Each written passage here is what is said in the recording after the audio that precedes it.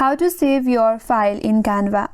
Hi everyone, this is Kate and welcome back to another video. And on today's video we will learn how you can save your file in Canva. So without further delay, let's get started with this video. So if you're done editing your file, if you want to save your file, all you have to do is head over to top right and click on the share button.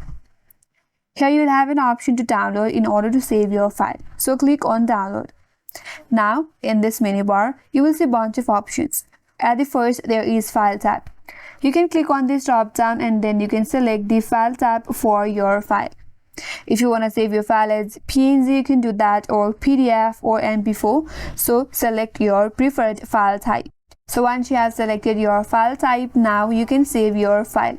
For that, click on download button, and with that your file will be saved in your device.